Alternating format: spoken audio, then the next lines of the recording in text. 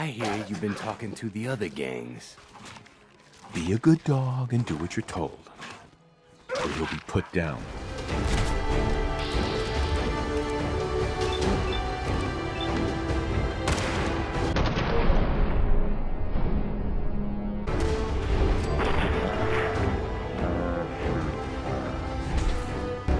Just do what I say.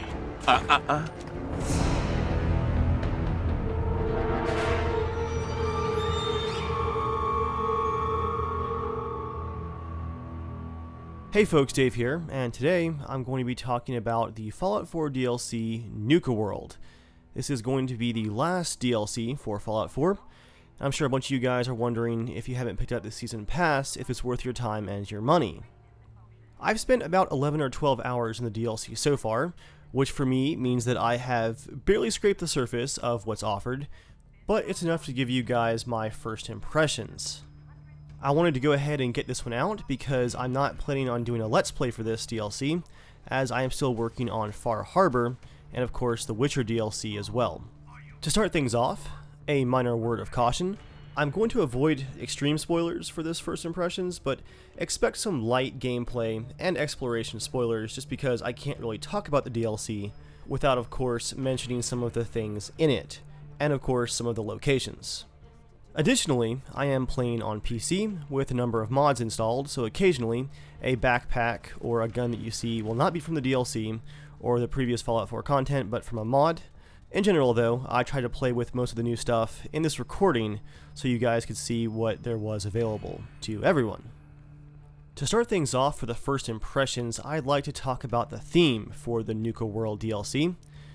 Bethesda responded to a lot of fan requests to let you play as the bad guys, as the Raiders, with this idea for a theme park, a kind of overbearing pre-war Disney-style theme park based around Nuka-Cola that was controlled by Raiders that you could both join and then lead.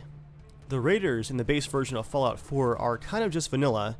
There's no real interactions with them at any point, they're just always the generic bad guys that you kill. Here in NUKA WORLD, you can expect a number of different Raider factions that have their own personality types, their own favorite weapons and uniforms, and finally, you can actually interact with them and interfere with their actions or help them out. This is also only the third story DLC for Fallout 4, and like I already mentioned, it is the last.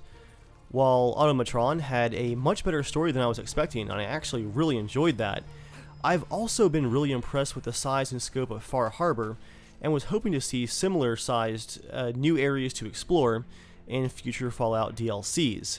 And we've almost gotten that here in NUKA WORLD. The area of not only the NUKA WORLD theme park, but the surrounding region is much larger than I was anticipating. It's not quite as large as Far Harbor from what I can tell, but it's still quite impressive. And there's lots of interior spaces and themed areas within the park to explore. So overall, a nice surprise to actually get a solid story-based DLC to end the Season Pass off with. Again, don't expect anything quite as big as Far Harbor, but here in NUKA WORLD you can expect plenty of new people to meet, new areas to explore, and new mini-games to keep you entertained along the way. If I'm at between 11 or 12 hours right now, I can see myself getting 20 or 25 hours out of this DLC, because I do play a little bit slower and a little bit more of a completionist style. If you're a faster player and you don't care about seeing every last thing, you might still get a solid 12 to 15 hours out of this DLC just doing the main quest stuff. To start out NUKA WORLD, you head to the NUKA WORLD Transit Center on the western edge of the map, which is again a nice nod to your classic theme park transit system, but covered in NUKA WORLD propaganda.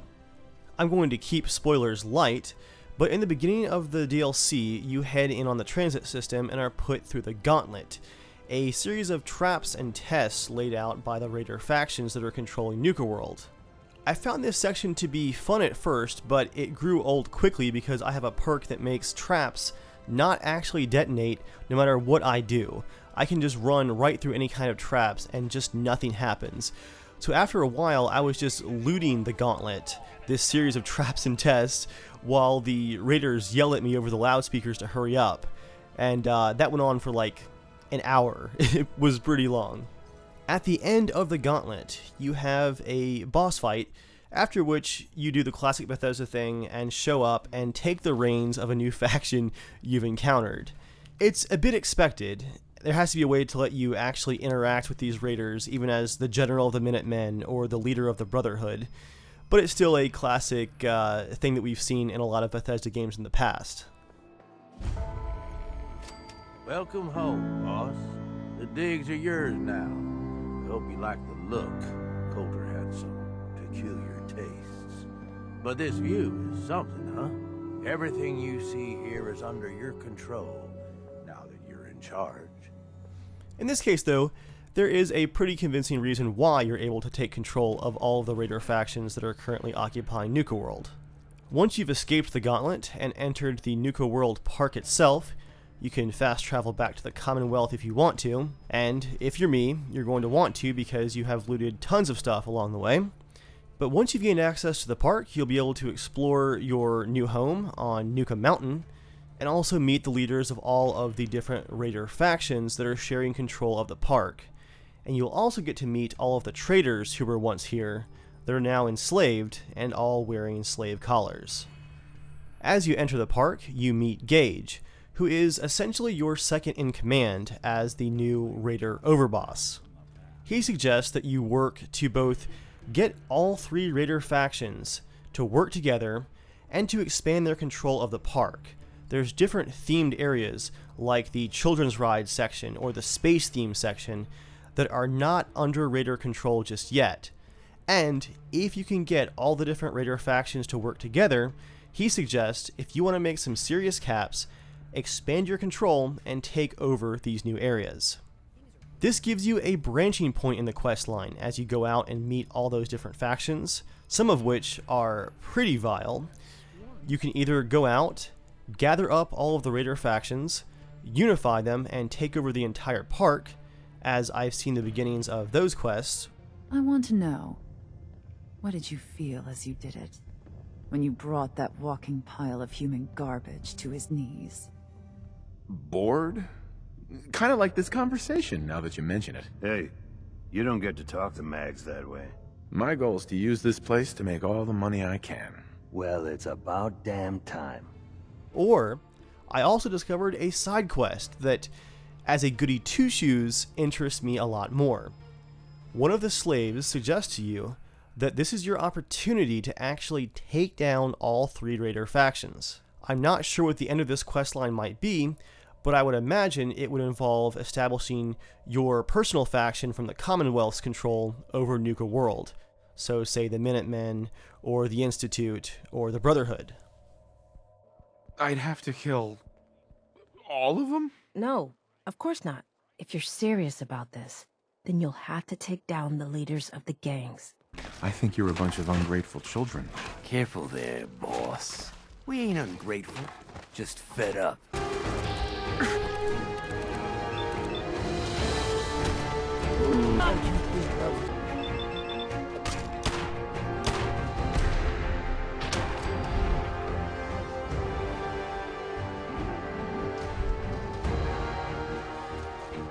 One thing to keep in mind is this DLC is very combat heavy.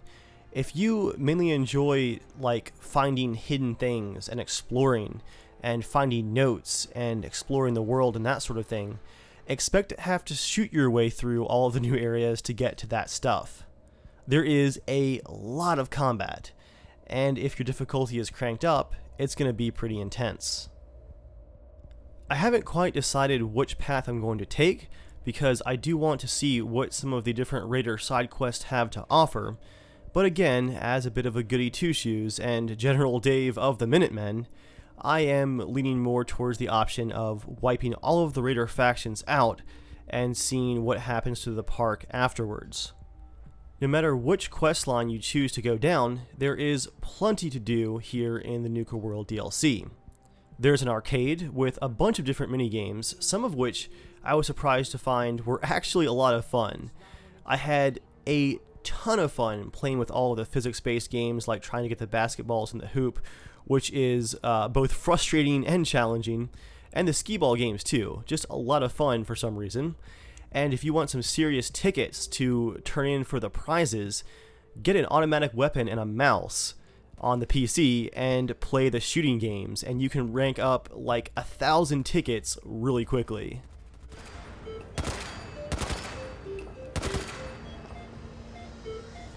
As you explore the NUKA World Park itself, you're going to notice a ton of work has gone into making the park feel unique, and even props that we've seen before, like the metal lawn chairs and tables, are now NUKA themed with new red metal textures, and there's burger wrappers and empty soda cups everywhere.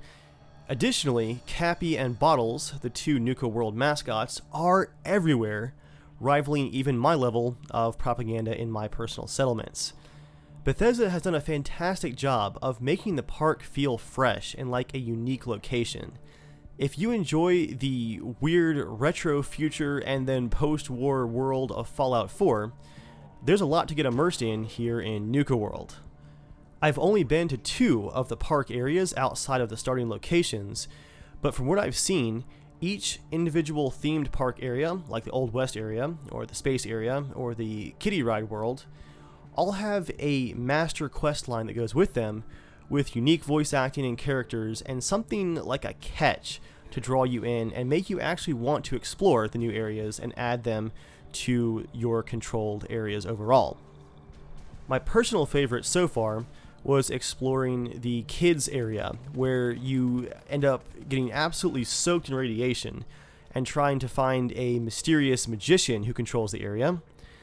And along the way, you're going to end up exploring a fun house, which just had some really creative level design, and I definitely explored every last corner of that place. That was a ton of fun to go through, and I enjoyed every second of it. If the other unique areas offer a similar level of unique quest lines and characters and areas to explore, I am indeed very excited to go check them all out. Like I mentioned earlier, there's a decent amount of wasteland outside the park, and I've done a jog across about, I'd say, 1/3 of it over a couple of hours, trying to check out every nook and cranny. And there's plenty of loot to find and unique creatures to fight out in the wasteland, and yes, there is even a new settlement location, although you can't use it until you've restored power at the nuclear power plant built just for NUKA World. As you're out exploring, a lot of the creatures that you're going to encounter are just modified versions of what you've seen before. You've got your usual bears and ghouls and rad scorpions and stuff like that, but there's also some unique enemies like the bloodworms and a whole bunch of radioactive ants, including flying swarms that are really annoying to fight, but do mix things up just a bit. And yes, of course, there are super mutants that you can find and fight as well. Those guys are everywhere. To wrap things up, guys, I would say that I am pretty surprised at both the size and the quality of the NUKA World DLC, as when it was first announced, I was expecting a small-scale kind of amusement park that you just kind of went through in a linear fashion to wrap up Bethesda's story DLC. But what we have is, again, a nice-sized area to explore, and quite a few branching options as far as the raider quests go. I might have to do a save and check out the options of raiding your own Commonwealth settlements back home just to see what it's like. It's really cool that they actually added the option. As far as value goes though, if you are a hardcore Fallout 4 fan and you have done every single side quest in all the DLCs and the base game and you are desperate for more Fallout content, yes, this DLC is most definitely worth your money. If you're a casual player and you have some extra side quests and stuff to do left in previous DLCs, you might want to wait for a good price on the Season Pass or a Steam sale to get this one because it is $20, which is a pretty significant price. Again, $20 is well worth it if you really want more Fallout 4 right now because this is a very nice DLC, but if you're on the fence, why not wait for a small sale? Maybe you've heard about my Nuka-Cola museum? Yeah, the NUKA Cola Museum. Everyone's heard of that. I might come back in a few weeks' time with some additional thoughts on the DLC, but for now, I don't want to spoil anything else for you guys. Let me know what you're up to in NUKA World if you're playing, and how you're approaching the new options for the raiders. As always guys, thank you for watching, and I will see you on the next video.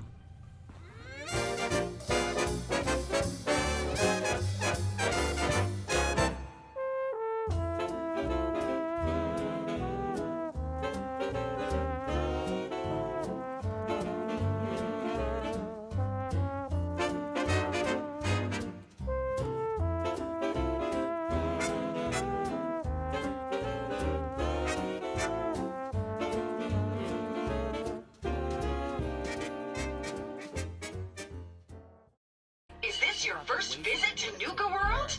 I know you're the one that locked us in that deck. As a matter of fact, it is. Well, that's terrific! We're so happy to welcome you to NUKA World! Now, before you set off on your grand NUKA adventure, let me tell you about error, system malfunction. Are you finished wasting my time, you filthy low-life scabber? 'Cause I'm getting bored, and when I get